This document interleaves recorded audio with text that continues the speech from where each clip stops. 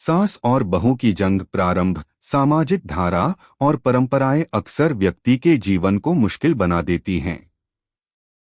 लेकिन जब एक सास और बहू साथ हो तो वह किसी भी मुश्किल को पार कर सकती हैं।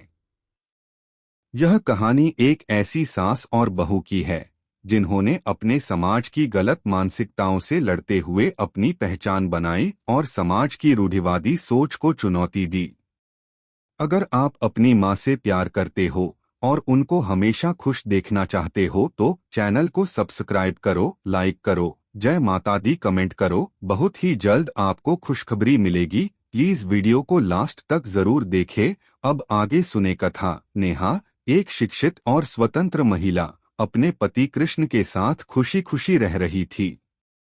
लेकिन समाज की पुरानी सोच और मानसिकताएं उनके जीवन में असुरक्षा की भावना पैदा करने लगी थीं। जहां एक तरफ लोग बहू की भूमिका को सिर्फ घर का कामकाजी और परिवार का पालन पोषण करने वाली के रूप में देखते थे, वहीं दूसरी ओर सासें भी इस उम्मीद में रहती थीं कि उनकी बहू पुराने ढर्रे पर चले और उनकी परंपराओं का पालन करे। नेहा को घर के काम करने और घर के बाहर के कार्यों को लेकर आलोचनाओं का सामना करना पड़ता था। कृष्ण की मां सीमा देवी नेहा को एक परफेक्ट बहू बनने के लिए दबाव डालती थीं, लेकिन नेहा ने अपनी पहचान को बनाए रखने का निर्णय लिया। समाज की सोच और इसके असर। समाज में एक मानसिकता बन गई थी कि बहू को हमेशा चुप रहना चाहिए और किसी भी आलोचना का प्रतिवाद नहीं करना चाहिए।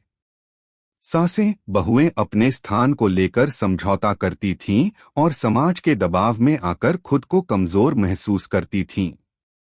सीमा देवी एक समय पर ऐसी ही सोच रखती थीं, लेकिन उनकी बहू नेहा ने समाज को सिखा दिया कि औरत की शक्ति सिर्फ घर में नहीं बल्कि समाज में भी होती है।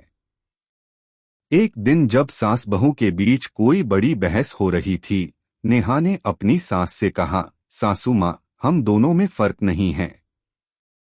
अगर आपको समाज का डर है तो मुझे भी है, लेकिन हम दोनों मिलकर इस डर का सामना कर सकते हैं। सीमा देवी ने यह बात महसूस की और उन्हें अपनी गलती का एहसास हुआ।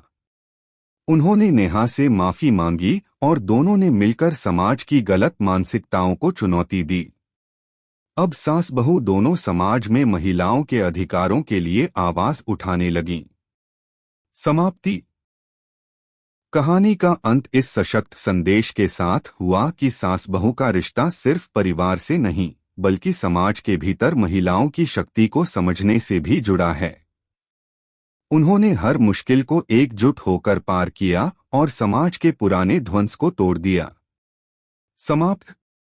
यह एक संक्षिप्त रूप में प्रारंभ है। आप इसे आगे बढ़ाकर और पात्रों के साथ कहानी को विस्तृत कर सकते हैं। अगर आप चाहें तो इस कहानी के किसी हिस्से को और विस्तृत कर सकता हूं, जैसे सास बहू के रिश्ते को और गहराई से दिखा सकूं या समाज की चुनौतियों को और प्रभावी तरीके से प्रस्तुत कर सकूं।